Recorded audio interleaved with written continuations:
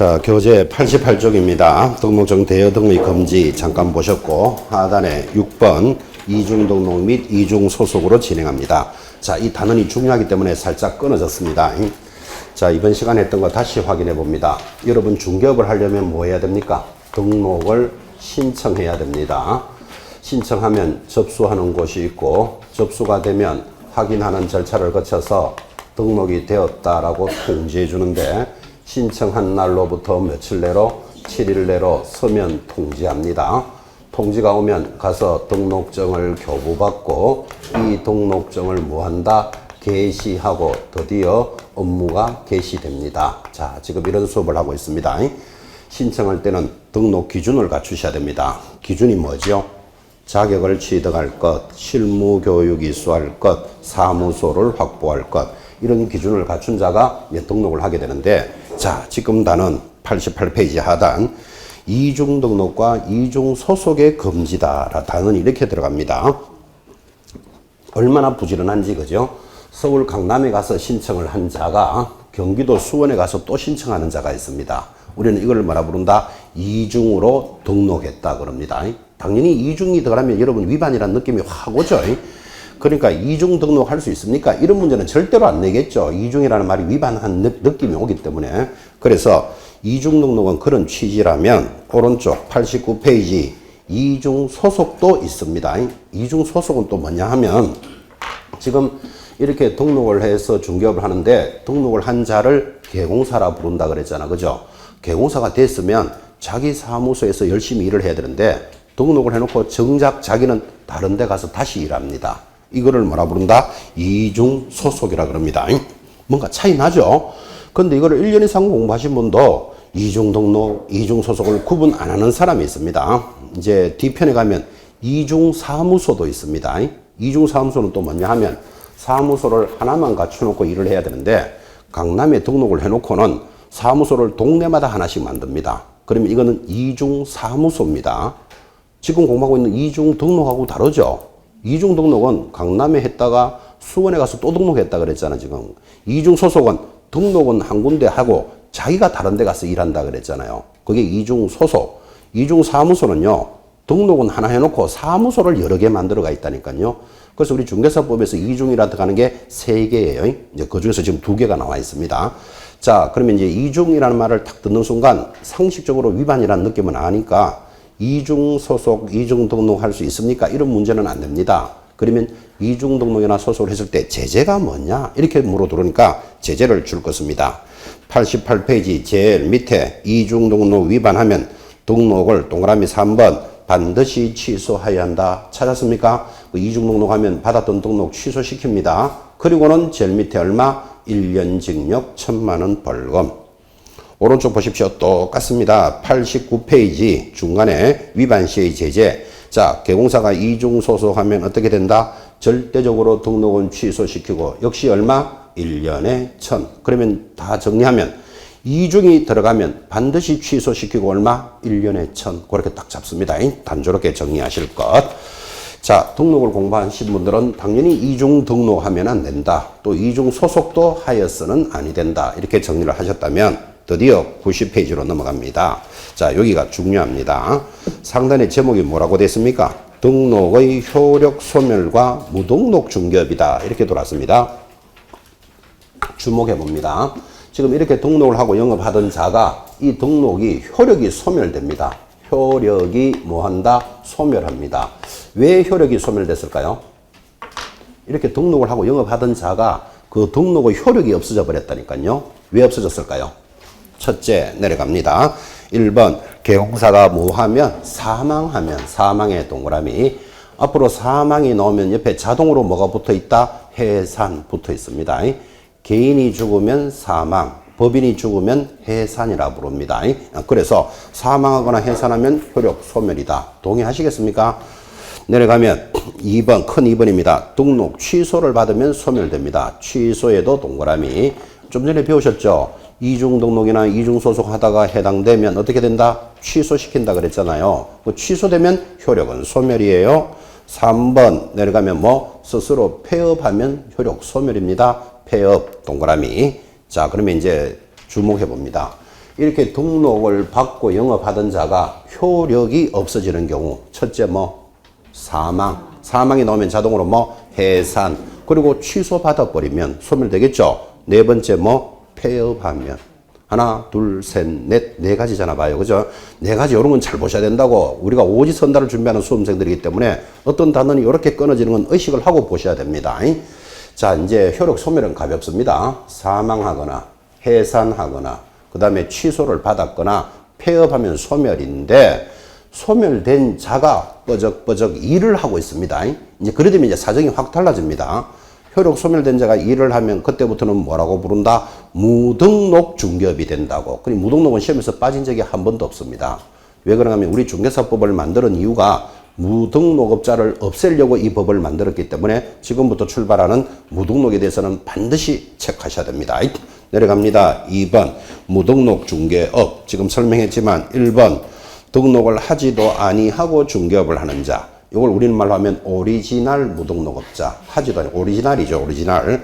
그 다음 2번 등록은 했지만 법인이 해산하고 중개업을 하는 경우. 3번 등록은 했지만 등록 취소가 되고도 중개업을 하는 자. 그 다음 네 번째 등록을 한 자가 뭐 했다? 폐업해놓고는 뻐적뻐적 일하고 있어요. 그러면 이거 뭐다? 무등록이다. 무등록의 유형 찾으셨습니까? 그리고 무등록의 개념을 딱 잡았다면 오른쪽 올라가서 적발되면 어떻게 된다? 3년 징역 3천만 원 벌금. 중개사법에서 제일 센 제재입니다. 이게 제일 셉니다. 3년 징역 3천만 원. 지금 이 법을 막 공부하시는 여러분들은 그죠? 우리 중개사법에서 뭐를 위반하면 1년에 1,000만 원, 뭐 위반하면 3년에 3천, 이제 이런 것들이 공부가 시작되는데 하도 자주 들으니까 1년 징역 한번 가볼까 이런 생각이 있습니까? 날씨 추워지는데 징역 한번 보내드릴까요? 1년 동안. 1년 정상적인 사람이 징역 1년 가버리면 가정 파탄 납니다. 가정 파탄. 지금 여러분은 스스로 한번 생각해봐요. 내가 만약에 징역 1년 갔다 어떻게 될까 한번 생각해봐요. 집은 가정 파탄인데요. 근데 무등록업자는 3년 징역 3천만 원이 굉장히 세다는 걸 느낌을 가지시라 이 뜻이에요. 그래서 무등록업자는 중개사법에서 제일 센 3년에 3천에 해당됩니다. 자, 그리고는 이제 오른쪽에 무등록 행위의 효력, 그 다음에 무등록업자의 보수는 어떻게 되는데를 이 그림으로 기억을 합니다. 지금부터 이 그림을 계속 그릴 겁니다. 자, 물건을 파는 사람 갑이 있습니다. 매도인이죠. 사는 사람 을이 있습니다. 매수인이겠죠. A 개공사가 지금 중개를 하고 있는데 드디어 계약이 체결이 됐답니다. 그럼 이 아파트라고 치고 뭐 5억에 사겠다 팔겠다 라고 계약이 체결이 됩니다. 자, 이렇게 계약이 체결되는데 지금 요 A 개공사가 지금 우리가 공부하고 있는 무등록업자입니다. 자, 무등록업자는 어떤 사람이죠? 해산하고 영업하거나 뭐 폐업하고 하거나 취소당한 자가 영업을 하거나 뭐 이런 자들이 무등록업자잖아. 그죠? 무등록업자가 계약을 했답니다. 그러면 이 계약은 유효다, 무효다? 아, 계약은 유효하다. 아주 중요합니다, 이거. 왜 그런가 하면 계약이라는 것은 여러분 앞으로도 계속 배우겠지만 이 사람이 5억에 팔겠다, 을이 사겠다. 그러니까 계약이 된 거잖아. 그죠? 그래서 계약은 당사자의 사의 합치지 이 개공사를 보고 그게 무효다, 유효다를 따지지 않는다고. 자, 그래서 무등록업자가 한 계약은 뭐다? 유효합니다. 자, 그럼 여기서 배울 수 있는 거. 무등록업자가 한 계약은 유효하대. 그러면 등록한 사람이 하면 유효일까요? 무효일까요? 당연히 유효겠지. 그러면 등록이라는 것은 효력하고는 관계 있다, 없다? 관계 없다고. 그래서 효력하고는 등록은 관계가 없으니까 우리는 이거를 뭐라고 부르는가 하면 적법 요건이다. 이렇게 부릅니다. 개념을 잘 알아보시기 바랍니다. 자, 다시 묻습니다. 우리가 중개업을 하려면 등록하고 영업해야 되잖아. 그죠? 그럼 등록을 안 하고 영업하는 자를 뭐라 부른다? 무등록업자라고 부르겠지. 그러면 무등록업자가 한 계약은 유효다, 무효다? 역시 유효하잖아. 그럼 등록은 계약의 효력하고는 관계가 없잖아, 지금. 효력하고는 관계가 없으니까 왜 등록해야 됩니까? 하고 물으면 법에서 등록하고 영업하라 그랬다고. 그래서 이거를 적법 요건이다. 이렇게 부르는 거예요. 자, 그러면 시험에서 등록은 효력 요건이다. 들어오면 X. 등록은 뭐? 적법 요건이다. 이해하셨습니까? 됐고. 그 다음에 이제 중요한 게, 그러면 무등록업자가 한 계약이 유효하답니다. 그럼 이것에 대해서 수수료 받을 수 있느냐라는 문제가 생겼잖아요, 지금. 그죠? 그래서 중개보수는 어떻게 됩니까? 하니까 지극히 상식이지만 무등록업자가 한 계약은 유효하다고 수수료도 받을 권리를 주겠다는 것은 형식적으로 안 맞죠. 그래서 중개보수는 뭐 인정할 수 없다까지입니다. 이게 무등록의 효력의 그림입니다. 이게. 자, 다시 등록도 하지 아니하고 한 자를 무등록업자를 한다. 무등록업자가 한 계약은 뭐하다? 유효하다. 계약은 유효하면 보수는 받을 수 있느냐? 이 문제가 생겼습니다. 보수 청구권은 인정할 수 없다. 그럼 인정할 수 없는데 먼저 받았다면 어떻게 돼야 된다? 반환되어야 할 것이다. 소토리가 그렇게 갑니다. 자, 그래서 밑에 4번 한번 보십시오. 지금 했던 말. 사무소 등록을 하지 않고 중개업을 한 자가 91페이지 중간입니다. 거래 당사자에게 보수를 청구할 수 있는지 여부는 공인중개사법에는 규정되어 있지는 않다. 그런데 최근 판례는 뭐라고 말한다? 보수 청구권을 인정하지 않는다. 되겠습니까? 이건 시험에서 중요합니다. 여기까지를 익혀놓으시고 그것에 대한 판례가 밑에 박스에 있습니다. 굳이 볼 필요 없다. 위에 다 설명해 놨으니까. 그래서 무등록의 효력까지 보셨습니다. 자, 이제 오늘 수업에서 가장 중요한 단어는 92페이지에 결격사유가 접어듭니다. 시험에서 빠진 적이 한 번도 없습니다. 그래서 우리는 결격사유에 대해서 공부합니다. 자, 결격사유라는 것은 이겁니다. 아까 살짝 공부하셨습니다. 여러분 한번 보세요. 신청하면 접수를 하고 접수를 하면 확인하는 게 두 가지가 있다 그랬습니다. 기억나시는지요? 첫째 뭐 확인한다? 사무소를 확인합니다. 사무소가 무허가 건물인지 아닌지. 그 다음에 두 번째 뭐를 확인한다? 결격사유를 확인한다라고 아까 공부하셨어요. 그러면 결격사유를 확인해서 결격사유가 되면 통지를 안 해주겠지. 근데 별일이 없으면 7일 내로 통지해준다 그랬잖아. 그죠? 그래서 지금 결격사유라는 단어에 들어왔는데 결격사유는 한마디로 말하면 뭐다? 중개업을 못하는 사유예요. 자, 다시 결격사유는 뭐라고요? 중개업을 못하는 사유. 시험을 못 치는 사유가 아니라고. 그죠? 시험은 누구라도 응시할 수 있다고 강하게 공부하셨죠. 그죠? 근데 이 결격사유는 중개업을 못하는 사유입니다. 자, 봅시다. 92페이지 밑에 박스 법조문. 자, 제10조 결격사유 등 해놓고 동그라미 1번. 다음 각호 하나에 해당하는 자는 등록을 할 수 없다. 등록을 못하니까 오늘 여러분 들으셨잖아요. 중개업을 하려면 뭐 하라 그랬죠? 등록하고 영업하는데 등록을 못하니까 한마디로 뭐 중개업을 못하는 사유잖아요. 중개업을 못하는 사유가 밑에 1번부터 오른쪽으로 가면 몇 번까지 있다? 12번까지 12개의 결격사유가 있습니다. 자, 바로 밑에 동그라미 2번, 12번 밑에 1항 1호 내지 11호 어느 하나에 해당하는 자는 줄 것입니다. 뭐도 될 수 없다. 소공사나 중개보조원도 될 수 없다. 자, 그럼 결국 이래 되네요. 등록을 못한다 이 말은 개공사가 될 수 없다 이 말이잖아요. 그 다음에 지금 조문이 소공사나 뭐도 보조원도 될 수도 없다. 그러면 결격사유는 중개업을 못하는 사유잖아요. 이게 전부 다. 그죠? 누구라도 해당되면. 자, 그러면 다시 대답합니다. 결격사유가 무엇입니까? 하면 뭐라고 대답합니까? 등록을 할 수 없는 사유. 두 번째, 등록을 할 수 없다 이 말은 중개업을 못하는 사유. 같은 말이잖아요. 이게. 그죠? 세 번째 한번 물어봅시다. 그러면 확인을 할 때는 결격사유가 없었어요. 결격사유가 없었으면 등록해 줬겠죠. 그러면 영업을 하고 있다가 나중에 결격사유가 해당됐어요. 그러면 어떻게 해야 되죠? 원래 결격사유는 등록이 안 되는 사유잖아요. 근데 처음 확인할 때는 이 사람이 결격사유가 아니었어요. 근데 중개업을 하다가 이제 하늘을 쳐다보면서 설설설 웃기 시작하는 거예요. 이제 맛이 가기 시작한다고. 그럼 중개업을 하다가 결격사유로 접어들면 어떻게 해야 된다? 그 받았던 등록을 절대적으로 취소시켜야 되는 사유예요. 이래야 이게 다 같은 말이잖아, 지금. 됐죠? 자, 다시. 결격사유가 무엇입니까? 이게 결격사유 효과라고 옆에 책에 적혀져 있습니다. 자, 결격사유가 뭐다? 등록을 못하는 사유. 등록을 못하니까 중개업을 못하는 사유. 그런데 등록할 때는 괜찮았는데 나중에 결격사유가 해당돼 버렸어. 그럼 어떻게 한다? 그 등록을 반드시 취소시키는 사유겠지. 그죠? 그럼 또 이렇게도 한번 응용해 봅시다. 이 결격사유는 소공사나 중개보조원도 될 수 없잖아. 그죠? 근데 중개보조원이 나중에 결격사유에 접어들었어요. 그럼 어떻게 해야 되죠? 해고해야 되는 사유. 되겠습니까? 그래야지 중개업을 못하는 것하고 똑같은 말이잖아. 그게. 소공사나 중개보조원이 해당되면 2달 내로 해고해야 되는 사유예요. 그래야 중개업을 못하게 되니까.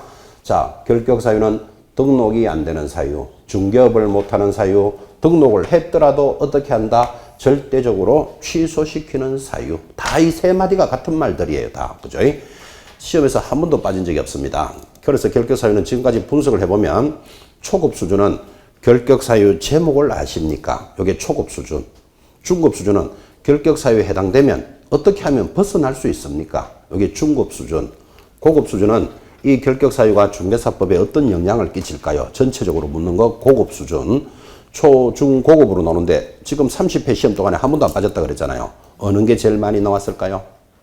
초, 중, 고급 중에 초급이 제일 많이 나옵니다. 제목을 알아야 돼. 이번 30회 시험에도 그렇게 나왔어요. 다음 중 결격사유에 해당되는 자를 찾으시오. 이건 제목 묻는 거잖아, 지금. 다음 중 결격사유에 해당되지 않는 자를 찾으시오. 이것도 제목을 묻는 거잖아, 그죠? 그래서 오늘 수업에 임하시면서 여러분들은 나 결격사유 제목은 알아야 되겠다. 이렇게 딱 접근을 딱 하셔야 돼요. 자, 중개업을 못하는 결격사유 제목을 기억해 나가셔야 됩니다. 어디서부터 출발하는가 하면 여기서부터 출발합니다. 교재 94페이지 지금 앞에 있던 것들은 다 설명했습니다. 지금 다 했고 94페이지 하단에 3번 결격사유의 종류와 내용 나왔습니까? 그 옆에 작은 것이 새파란 것이 보니까 21, 22, 23, 24 읽을 필요도 없죠. 무슨 뜻입니까? 매년 나온다고. 그죠? 그 30 끝에다가 시간 있는 분은 좀 더 적어요. 31, 32, 33 이렇게 계속 적기 바랍니다. 무조건 출제되는 단원이다. 지금 이렇게 예고하고 출발합니다. 자, 그러면 제목부터 알아라 그러는데 첫 번째 결격사유가 누굽니까? 미성년자. 제목 기억해요. 미성년자는 결격사유예요. 미성년자는 어떤 사람이죠? 19세 미만인 자죠. 19세 미만인 자는 등록을 안 해주겠다 이 말이에요. 이해하시겠습니까? 뭐 등록을 안 해주니까 당연히 뭐도 못한다. 중개업을 할 수도 없겠지. 등록도 안 해주지만 나중에라도 적발되면 어떻게 된다? 반드시 등록은 취소시키는 사유예요. 같은 말이에요 이게.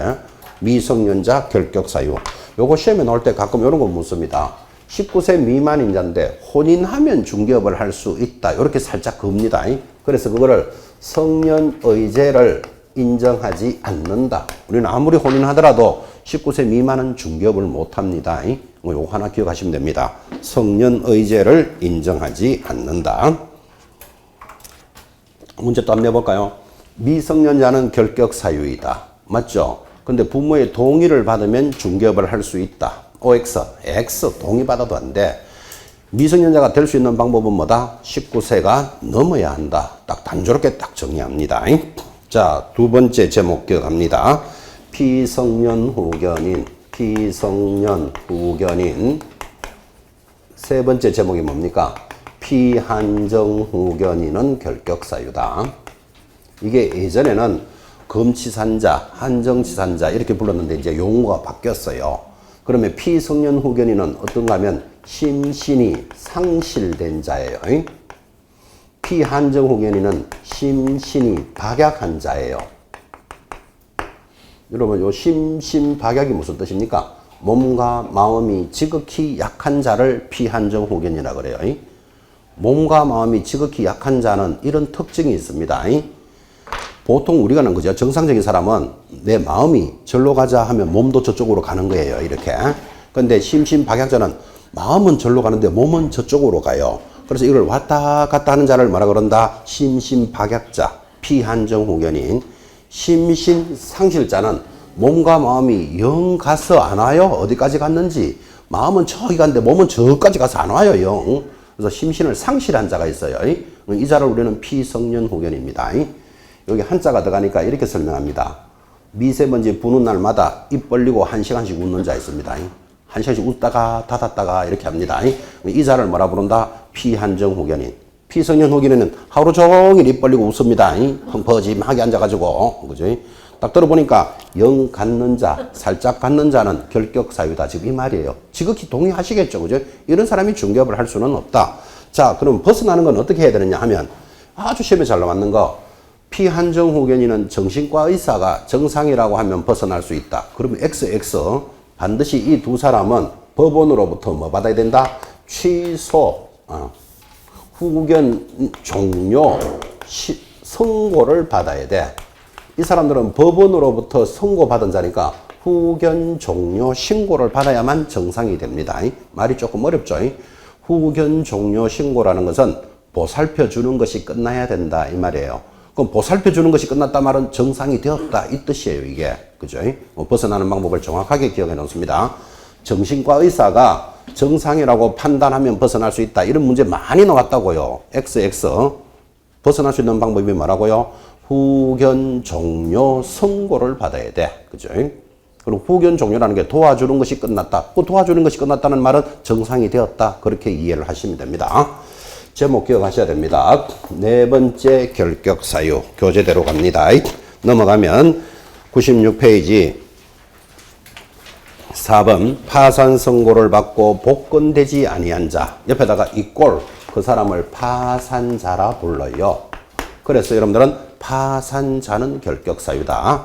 그리고 그 밑에 파산에 대해서 설명이 많이 돼 있는데 그런 거 알 필요 없습니다. 제목만 알면 되지. 여러분 파산에 대해서 설명해봐라. 이런 거 절대로 시험에 안 나옵니다. 교재는 이제 참고하라고 적어놨지만 굳이 보실 필요는 없습니다. 자, 그럼 또 한번 물어봅시다. 파산자는 결격 사유라는데 어떻게 하면 벗어날까요? 하니까 지금 제목이 파산 선고를 받고 복권되지 아니한 자 이랬잖아. 그죠? 그러니까 벗어나는 방법은 뭐다? 복권이 되면 되는구나. 저절로 기억하셔야 되지. 복권이 되어야만 벗어날 수 있습니다. 그때 복권이 되어야 된다 그러니까 로또가 돼야 되는 것 같다. 로또가 아니고 권리가 회복되어야 한다. 그죠? 단순스럽게 갑니다. 이것들은 30년 동안의 시험에 다 나왔던 거기 때문에 몇 번이나 시험에서 우를 먹었겠죠. 그래서 파산자는 복권 신청을 하면 벗어난다. 시험에 또 몇 번 나옵니다. O, X. X, 복권 신청해야 되는 게 아니고 복권 되어야 한다. 정확하게 딱 잡습니다. 주의하셔야 됩니다.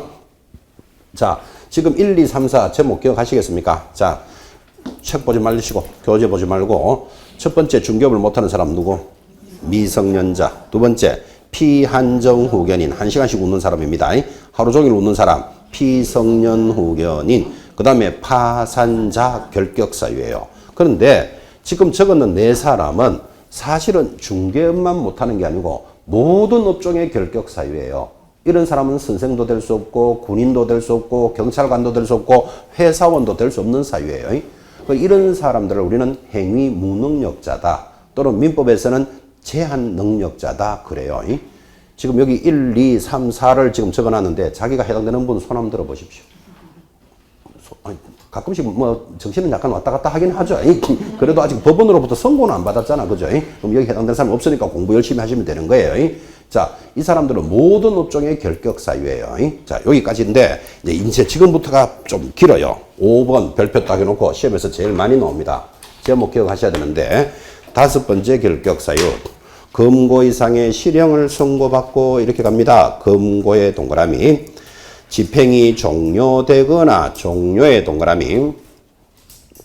바로 밑에 줄에 집행이 면제된 날로부터 면제도 동그라미. 3년이 경과되지 아니한 자 결격 사유입니다. 3년에도 밑줄. 자, 우리 결격 사유 중 제목이 제일 깁니다. 지금 짚어드렸으니까 대답합니다. 금고 이상의 형을 선고받고 집행이 면제되거나 종료부터 나왔죠. 종료되거나 집행이 종료되거나 면제된 날로부터 얼마가 안 되면 3년이 안 되면 결격 사유다. 지금 읽어드렸고 체크해드렸습니다. 자, 그러면 여러분 앞으로 이렇게 기억합니다. 금고 이상의 형을 받은 자는 일단은 얼마가 지나야 벗어난다? 3년이 지나야 벗어나는 거예요. 그래서 우리는 일명 이거를 금삼위는 결격 사유다. 이렇게 기억을 합니다. 금삼위는 결격 사유다. 해놓고 이제 이걸 번역합시다. 금고 이상이 뭐냐 하면 교재에도 다 있지만 깊게 안 보셔도 됩니다. 우리나라 형벌에 금고 이상은 하면 징역, 금고 위에 징역입니다. 징역 위에 사형입니다. 그러면 금고 미만의 형도 있겠죠. 금고 이상 하는 거 보니까. 금고 미만의 형 책에 다 있지만 절대로 시험에 안 나옵니다. 그럼 보실 필요 없고. 자, 다시. 금고 이상이 뭐라고요? 금고나 징역형이나 사형을 선고받고 이 뜻입니다. 이게. 자, 그런데 여러분 재밌습니다. 금고 이상이 금고, 징역, 사형을 선고받았는데 집행이 종료된 날로부터 3년이 지나래요. 그러면 사형을 딱 갖다 넣으면 말이 어떻게 되죠? 사형을 받은 자가 집행이 종료되었다. 무슨 뜻이죠? 집행이 종료되었다. 죽었다 이 말이에요. 죽은 날로부터 3년이 지나야 된다. 그러면 4년째부터는 이제 개공사를 해도 되느냐? 이런 문제가 생기니까 이게 말이 안 맞잖아. 그죠? 그래서 우리 중개사법에서 금고 이상의 사형은 적용할 여지가 없다. 그러는 거예요. 그래서 결국은 금고 이상의 형이다 하면 여러분들은 뭐를 생각한다? 금고나 징역을 이야기하는 거예요. 자, 그런데 징역은 많이 들었었죠. 그래서 여러분 귀에 굉장히 부드러워요. 아까도 무등록업자는 3년 징역 3천만 원 벌금이다. 그때도 징역이 나오잖아. 그죠? 그리고 징역을 많이 들었으니까 시험 지문에서 징역 1년을 받은 자는 어떻게 해야 중개업을 할 수 있습니까? 이렇게 물으면 천천히 생각을 해내요. 많이 들었기 때문에. 근데 금고 1년을 받은 자는 이렇게 놓으면 이제 금고가 뭐길래 또 1년을 받았다네 하고 가슴이 울렁울렁 거든 사람이 있다고. 그러니까 지금부터 절대로 울렁거리지 말고 금고와 징역은 똑같은 거예요. 같은 거예요. 교도소 가서 사는데 금고는 고자가 들어갔으니까 고정되어 있는 거예요. 그런데 징역은 역자가 들어가면 가서 뭐를 한다? 일을 하는 거예요. 노역, 사역 이런 거 들어보셨잖아요. 그죠? 그러니까 교도소 들어가는 건 들어가서 사는 건 똑같으니까 네 일했나 안 했나 이런 건 따질 필요 없다고. 그래서 앞으로 시험에서 금고 3년을 받은 자는 하면 여러분은 스스로 징역 3년 받은 자는 이래도 또 같은 말이라고. 일하고 안 하고 차이기 때문에. 그럼 굳이 누구는 금고형에 처하고 누구는 징역형을 줍니까? 굳이 그래 이야기하면 금고형은 정치범, 사상범, 과실범은 금고형에 처해요. 그래서 교도소 가서 그냥 금고통 안에 가만히 앉아 있는 거예요. 그래서 금고잖아. 금고통 안에 가만히 앉아 있다고. 근데 일반 범죄자는 다 징역형이에요. 그 일반 범죄자는 아까 무등록업자 이런 거는 정치범, 사상범 이런 게 아니니까 징역형에 처하는 거예요. 대다수가 징역이에요, 사실은. 금고는 누구한테 한다고요? 정치범, 사상범, 과실범은 금고형에 처해요. 금고통에 가서 밥만 먹는 거예요. 그죠? 그러니까 앞으로 금고형이 나오더라도 절대로 가슴 울렁거리지 마세요. 지금 그 말이에요. 그래서 우리 형법이 어떻게 되어 있는가 하면 금고를 받은 자가 나는 밥맛도 없고 징역으로 바꿔주세요 하면 바꿔줘요. 자기가 더 높은 걸 원하니까. 근데 징역 받은 자가 나는 밥맛이 너무 좋으니까 아마 금고 해주세요. 이건 안 해줘요. 형법에 그렇게는 돼 있어요. 요런 거를 보면 금고보다 징역이 조금 더 약간 좀 높은 법이라는 느낌을 가질 수 있어요. 금고 받은 자는 징역을 해달라고 하면 바꿔줘. 자기가 원하니까. 근데 징역 받은 자가 나 금고할게. 이거는 안 돼. 그죠? 그러면 약간 징역이 높은 형이라는 건 조금 알 수는 있는데 여러분 구분할 필요 있다? 없다. 그러니까 금고 받을래 징역 받을래 하면 나는 둘 다 실수합니다. 이래야 되지. 금고 이래 돼야 되지. 아니 한정치 삼기 있습니다. 그 사람은 한정치. 그죠? 앞으로 금고로 놓더라도 절대로 마음 울렁거리지 마시기 바랍니다. 자, 그러면 금고 이상을 받은 자는 이 말은 금고나 징역을 받은 자는 그 말이 되겠죠. 집행이 종료된 날로부터 3년이 지나래. 그럼 그림 그리면 이래 되잖아요. 뭐 금고를 합시다. 누가 금고 3년 받았다. 이 사람은 언제부터 중개업을 할 수 있습니까? 이래 물으면 금고 3년은 3년 동안 교도소 살아야 되잖아. 그죠? 그럼 1년, 2년, 3년 살아야 되니까 살고 있는 동안에는 중개업을 못하는 건 상식이죠. 법에서는 종료된 날로부터 3년이 지나야 되니까 요 날이 종료된 날이잖아요. 그 저 날이 뭐라고 부른다? 만기 출소일이라 그런다고. 들어봤습니까?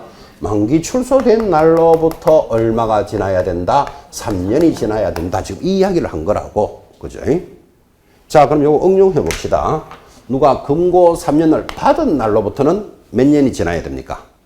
6년. 이렇게 대답하면 이제 이해하신 거예요. 일단 교도소 있을 동안에는 일 못한다는 건 이해하시겠죠? 단조롭잖아요. 봐요. 금고나 징역을 받은 자는 출소한 날로부터 3년이 지나야만 벗어나는 거예요. 자, 이번에는 면제를 한번 봅시다. 그럼 내가 금고나 징역을 받았는데 면제가 뭔데요? 이 말이잖아. 그죠? 그래서 97페이지 재료에 적어놨습니다.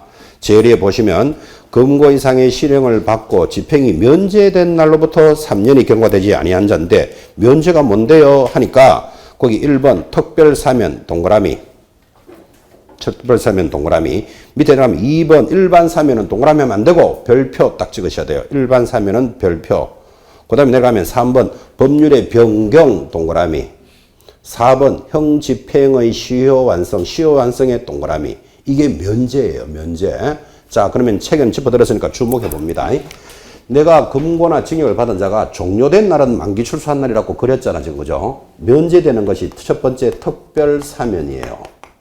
여러분 광복절 특사 이런 거 들어봤습니까? 크리스마스 특사 이런 거. 최근에 여러분 1월 달에 문재인 대통령 그 신두 기자회견 하는데 5천 몇백 명을 특별 사면하였다. 1월 달에 뉴스도 나왔었어요. 자, 특별 사면이 면제된 날이에요. 그 말은 이 말이겠지. 자, 누가 금고 3년을 받았다 칩시다. 그 1년 살고 2년 살았어. 그런데 2년 만에 특별 사면 받았다. 특별 사면이 무슨 날이라고요? 면제된 날이에요. 그 면제된 날은 이 날로부터 얼마가 지나야 된다? 3년이 지나야 된다. 지금 이거 이야기하는 거예요. 그래서 국가가 경사스럽거나 국가가 필요로 할 때 대통령의 명령으로 특별 사면이라는 제도가 있습니다. 그 특별 사면이 면제된 날이에요. 똑같은 말이 그거예요. 법이 변경되거나 동그라미 하셨잖아. 세 번째, 시효가 완성된 날이 면제예요. 자, 여러분한테 지금 형법 시간도 아니고 변경이 뭔데, 시효의 완성이 뭔데 이런 거 안 물어요. 그러니까 이것들이 무슨 날이다? 면제된 날이다. 이렇게 생각하시면 돼요. 좀 설명을 해드릴까요? 변경도 면제된 날인데 여러분 변경이라는 게 법이 바뀌었다 이 말이잖아. 그죠? 법을 사람이 만들기 때문에 바뀝니다. 자주. 옛날에는 이랬어요. 분양권을 거래하다가 적발되면 3년 징역에 처한다. 이런 법이 있었어. 그러면 그때는 분양권을 거래하다가 걸린 사람이 3년 징역 받았겠죠. 근데 지금은 나가면 분양권을 거래할 수 있다. 이렇게 바꾸는다고. 그러면 그걸 위반해서 들어갔던 사람을 석방해줘야 된다. 안 해줘야 된다. 해줘야 되지. 법이 바뀌었기 때문에. 그래서 내가 금고 3년을 받아서 살고 있었는데 법이 바뀌었대요. 바뀐 날이 뭐다? 면제된 날이에요. 그 날로부터 얼마가 지나라? 3년이 지나라. 이 말이에요. 같은 말이라고. 시효의 완성도 마찬가지예요. 시효의 완성은 어떤 원인으로 형을 부과를 못하는 게 있어요. 막 굳이 예를 한번 들어볼까요? 말도 안 되지만 나이는 95세. 이 사람이 징역 1년 받았어요. 뭐 95세나 먹은 사람이 왜 징역 1년 받았는지 모르겠네. 자, 그러면 이 사람이 또 중환자예요. 거기다가 중환자다. 그럼 여러분 딱 이런 느낌 들어보니까 곧 오락가락 할 사람이죠. 그죠? 95세인데다가 징역 1년을 받았는데 그것도 중환자라네. 그럼 이 사람은 교도소 보내야 된다. 병원으로 가야 되겠다. 상식적으로 병원 가야 돼요. 교도소 가서 죽어버리면 국가가 책임져야 돼요. 여러분 교도소에서 사망사건이 일어나면 신문에 나는 거 보셨죠? 교도소는 죄 지은 사람들을 모아놓는 것이지 죽게 만들면 국가가 관리를 잘못했다 그런다고. 그럼 이 사람은 보나마나 어디가 있다? 병원으로 가겠죠. 95세인데다가 중환자인데. 그런데 1년 지났어요. 2년 지났어요. 3년 지났어요. 아직도 살 가능성도 거의 없어. 나이는 98세나 됐겠네. 그죠? 그런데 국가가 빨리 났어야 교도소 넣을 낀데 이렇게 보는 것보다는 차라리 시효가 완성되었다를 해줘버린다고. 시효가 완성됐다는 말이 무슨 날이라고요? 면제된 날이에요. 그 면제된 날로부터 3년이 지나야 된다. 그런 취지예요. 여러분 뭐 예를 세게 들었죠. 95세 중환자 뭐까지 이야기했지만 그래서 이런 시효의 완성에 설명하라는 문제는 안 나온다 그랬잖아 지금. 그죠? 면제되는 경우가 몇 개? 3개. 특별 사면, 변경, 시효의 완성이에요. 그런데 아까 별표한 게 뭐였죠? 일반 사면은 결격 사유가 아니기 때문에 별표해 놓은 거죠. 시험에 잘 나와요. 그래서 일반 사면은 결격 사유 자체가 아닙니다. 자, 그러면 시험에 한번 내봅시다. 징역을 받은 자가 일반 사면을 받았다. 몇 년이 지나야 됩니까? 답은 빵년입니다. 빵년. 바로 중개업할 수 있습니다. 자, 다시 징역형을 받은 자가 특별 사면 받았다. 몇 년이 지나야 됩니까? 3년이 지나야 됩니다. 다시 금고형을 받은 자가 법률이 변경되었다. 몇 년 지나야 된다. 변경된 날부터 3년이 지나야 돼. 그런데 징역형을 받은 자가 일반 사면 받았다. 몇 년? 바로 중개업합니다. 결격 사유가 아니기 때문에. 그리고 특별 사면하고 비교해서 잘 기억해놔야 됩니다. 이제 이것도 또 뭐 사면이란 이런 것도 설명도 해야 될 필요도 있는데, 사면에 대해서 시험에 안 나옵니다. 사면에 대해서 설명해봐라 할 필요 없어요. 일반적으로 일어나는 사면보다 특별 사면은 사람에 대해서 사면하는 거예요. 사람이니까 너를 사면한다. 그러게 이번에 5천 몇백 명을 사면했다 이래 나오잖아. 그죠? 일반 사면은 법을 사면시켜버려요. 도로교통법 위반자를 사면한다. 그러면 우리나라에 지금 도로교통법 위반한 자가 수백만 명을 다 사면해 주는 거예요. 그래서 일반 사면은 완전 사건이에요. 사건. 우리 헌정사상 일반 사면 잘 일어난다 안 일어난다? 거의 안 일어납니다. 제 생각으로는 일반 사면이 우리나라가 통일되면 한번 합니다. 왜 그런가 하면 통일이 되니까 국가가 경사스러운 날인데다가 통일이 되면 국가보안법 이런 게 필요가 없어요. 북한이 있을 때 적군이 있으니까 국가보안법이 있는데 이제 통일됐다. 그러면 국가보안법 위반자를 모두 사면한다. 그래서 일반 사면이 한번 일어날 것 같아. 그러면 국가보안법 위반한 자가 이 법이 만들어진 지가 50년부터 지금까지 7, 80년 동안 수백만 명이 위반했고 사형당한 사람도 많습니다. 그런 사람을 전부 다 사면해 준다고. 그리고 일대 사건이에요. 일반 사면은 뭐하고 같은 거다? 통일되는 것만큼의 사건이에요. 여러분 살아있는 동안에 통일된다 안 된다? 모르지 뭐 돼봐야 알지.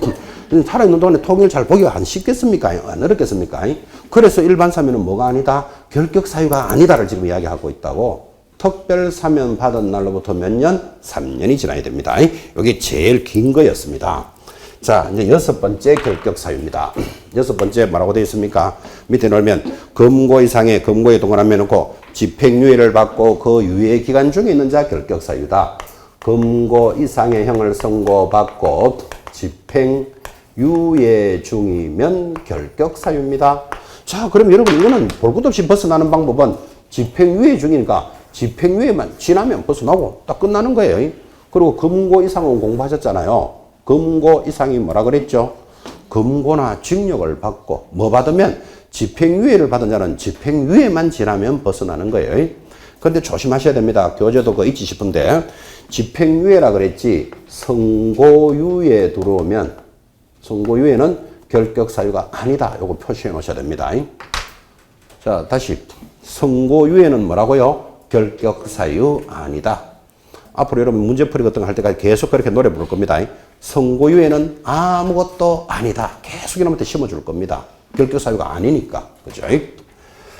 7번째 결격 사유. 자, 제목 기억하셔야 된다 그랬습니다. 오늘은 넘어가면 98페이지 공인중개사법을 위반하여. 여러분 공인중개사법을 위반했으니까 이게 다른 말로 뭐? 이 법이잖아. 이 법. 그죠? 옆에다가 이 법 적어놔요. 이 법을 위반하여 300만 원 동그라미 벌금형 동그라미 3년이 경과되지 아니한 자 결격 사유입니다. 제일 시험에 많이 나왔기 때문에 노래를 부릅니다. 자, 7번째 결격 사유. 이 법을 위반하여 벌금형 얼마 300만 원 이상을 받은 자는 몇 년 동안 중개업을 못한다? 3년간 못해요. 자, 다시 이 법을 위반했으니까 이 벌 3은 결격 사유다. 이렇게 노래를 부를 겁니다. 이 벌 3 결격 사유입니다. 그때 이 법이 뭐죠? 공인중개사. 지금 이 법 시간이 공인중개사입니다. 한여름에 그죠? 뒤에 앉은 분이 졸면서 저한테 질문하기를 자꾸 이 법이 나오는데 이 법이 뭡니까? 이렇게 묻더라고요. 그래서 내가 이 법 시간에 이 법 선생이 이 법을 가르치는데 지금 이 법을 묻는 사람이 있습니다. 네, 그래 대답했습니다. 이 법이 뭐라고요?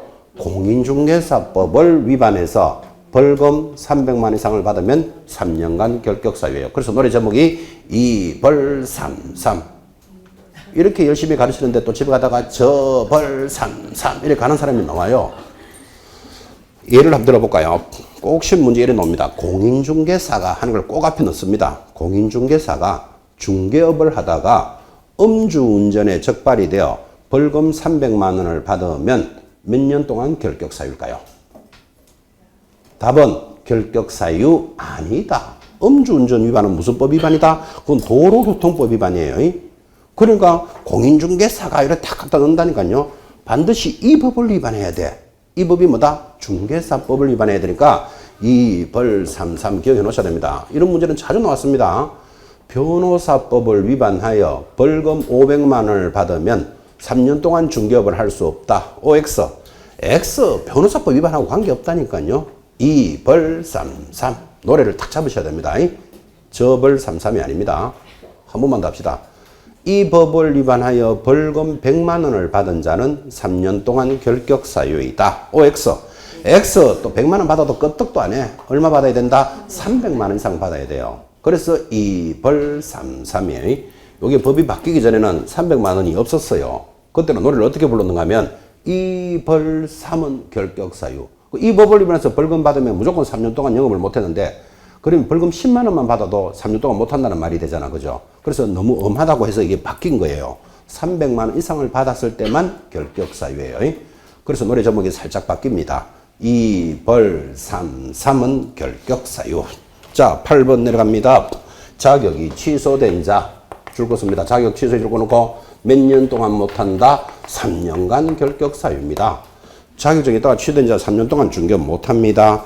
9번 내려갑니다. 자격이 정지된 자, 정지에 줄 꺼놓고 이번에는 취소가 안 되고 자격이 정지된 모양이죠. 정지 중인 자는 정지 기간 동안 결격 사유예요. 10번 결격 사유. 오른 한 장 제일 밑에 있다.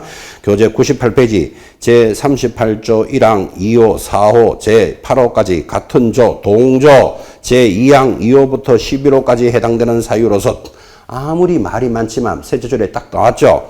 등록이 취소된 자 줄 거놓고 몇 년? 3년 동안 결격 사유예요. 그 법조문 알 필요 없어요. 자, 이번에는 등록을 했다가 취소된 자가 있습니다. 몇 년 동안 중개업을 못한다? 3년. 오늘 공부하는 게 이거잖아요. 중개업을 하려면 등록하고 영업하라 그랬죠.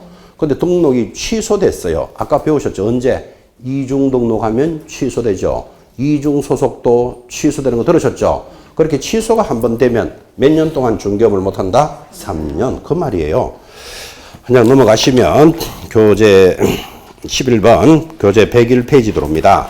101페이지 상단 11번 역시 제목에 줄 쫙 긋습니다. 이번에는 업무 정지 처분에 줄 쫙 긋습니다. 폐업을 한 자로서 업무 정지 기간이 경과되지 아니한 자. 11번은 뭐다? 업무 정지 중인 자는 업무 정지 기간 동안의 결격 사유예요. 상식이에요, 사실은.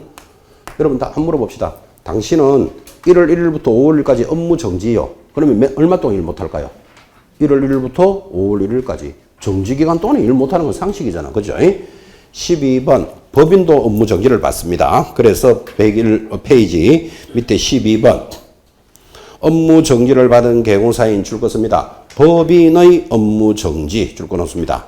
법인의 업무 정지 사유가 발생한 당시의 사유에는 동그라미 해놓으시기 바랍니다. 사유는 동그라미. 당시의 사원 임원이었던 자로서 당해 개공사에 대한 업무 정지 기간이 경과되지 아니한 자. 그래서 12번은 이번에는 법인도 업무 정지 받을 수 있습니다. 그럼 법인도 업무 정지 중인 자는 정지 기간 동안의 결격 사유다. 그거예요. 다 했습니다. 이제 마지막 13번 한번 보십시오. 번호로는 13번 제일 밑에 줄 하나 쫙 긋습니다. 사원 또는 임원 중 위 결격 사유에 있는 자가 해당되는 법인. 자, 그럼 13번은 이 말이죠. 지금 여러분 법인의 임원이 1번부터 12번에 해당되면 결격 사유다. 그 말이에요. 1번이 뭘까요? 저 있잖아요. 미성년자. 12번이 뭘까요? 법인의 업무 정지. 그 1번부터 12번이라는 말이 결격 사유잖아요. 결격 사유. 그래서 법인의 사원 임원이 결격 사유 하나라도 해당되면 법인은 결격 사유다. 그 말이에요. 근데 여러분 이럴 수도 있죠. 법인의 임원이 10명이 있다고 칩시다. 10명. 근데 그 중에 한 명이 여기 하나도 해당되면 법인 자체를 결격 사유로 가버리면 어떻게 된다? 등록이 취소돼 버려요. 그 한 사람 때문에 취소시키면 좀 억울하다, 안 억울하다? 억울하죠. 그래서 벗어나는 방법은 그 해당되는 임원을 2개월 내로 해소하면 벗어나는 거예요. 교재는 그게 있나? 있습니까? 제일 밑에. 안 적어놨구나. 적으셔야 됩니다. 교재 101페이지 13번. 자, 밑에 13번에 보니까 사원 또는 임원 중 결격 사유에 있는 자가 해당되는 법인은 결격 사유인데 밑에 설명. 사원 또는 임원 중 위 1번부터 방금 했죠. 12번에 해당하는 자가 있는 법인은 결격 사유에 해당되므로 등록할 수는 없다. 그러면 이 사람 한 사람 때문에 그러면 억울하잖아. 그죠? 그래서 옆에다가 적기를 뭐라고 적는다? 2개월 내로 해소하면 벗어난다. 그래 적으시라고. 교재에다가 2개월 내로 해소하면 벗어납니다. 여러분 해소한다는 말이 무슨 말이죠? 해소한다는 말이 그 해당되는 사원을 자르거나 변경하면 벗어나겠다. 그런 뜻이겠죠. 얼마 만에 해소해야 된다고요? 2개월 내로 해소하면 벗어납니다. 자, 결격 사유 12가지를 전부 다 읽었습니다. 그리고 하나하나 설명도 있는데 이 결격 사유 중에서 제일 중요한 문제가 뭐라 그랬죠? 제목 많습니까? 작습니까? 결코 안 많습니다. 여러분 여기 이거 보시면 그죠? 여기 8번 자격이 취소된 자는 몇 년 지나야 된다? 3년. 등록이 취소된 자는 몇 년 지나야 된다? 3년. 그러니까 이 8, 9, 10, 11 5가지는 취소된 자는 무조건 뭐가 지나야 된다? 3년 지나고 정지받은 자는 정지 기간만 지나면 벗어나는 거니까 여기 12개나 되지만 5개는 그냥 확 지나가는 거예요. 그래서 절대로 어렵지 않습니다. 이거. 자격증이든 등록증이든 한번 취소된 자는 몇 년 지나야 된다? 3년. 정지받은 자는 정지 기간이 지나야 돼요. 상식 아닙니까? 당신은 1월 1일부터 5월 1일까지 자격 정지요. 이렇게 정지를 딱 받으면 이 사람은 얼마 동안 일 못합니까? 1월 1일부터 5월 1일까지는 그 말은 5월 2일이면 해도 된다 이 말하고 같은 말이잖아 이게. 당신은 1월 1일부터 5월 1일까지 업무 정지요. 그 업무 정지 받았으면 업무 정지가 끝나는 5월 2일이면 할 수 있잖아 지금. 그죠? 그 정지 받은 자는 정지 기간 중에 못 하는 거예요. 결코 양이 안 많습니다. 오늘 제목 기억하셔야 됩니다. 자, 지금부터 칠판을 봐도 되고 아니면 안 보면 더 좋겠고, 결격 사유 뜻이 무슨 뜻이죠? 등록을 못하는 사유. 등록을 못하니까 중개업을 못하는 사유. 등록을 해줬는데 나중에 해당되면 반드시 취소시키는 사유예요. 첫 번째 누구? 미성년자. 어떻게 하면 벗어난다? 19세가 넘어야 한다. 두 번째, 피한정 후견인, 피성년 후견인은 맛이 살짝 갔는 자죠. 어떻게 해야 벗어난다? 후견 종료 선고를 받아야 돼. 보살펴 주는 것이 끝나야 된다. 그 보살펴 주는 것이 끝났다는 말은 정상이 되었다 이 말이에요. 네 번째, 파산 선고를 받고 복권되지 아니한 자. 다른 말로 뭐 파산자는 결격 사유. 벗어나는 방법은 복권이 되어야 한다. 다섯 번째가 제일 깁니다. 금고 이상의 형을 받은 자는 종료된 날로부터 몇 년이 지나야 된다? 3년. 면제된 날로부터도 3년이 지나야 된다고. 종료가 무슨 뜻이지요? 만기 출소한 날이에요. 종료. 면제는요. 3개. 특별 사면, 변경, 시효 완성. 그날로부터 3년이 지나야 됩니다. 금고 이상의 집행유예를 받은 자는 집행유예 기간이 지나야 된다. 근데 선고유예 들어오면 아무것도 아니다. 자꾸 이렇게 기억하셔야 됩니다.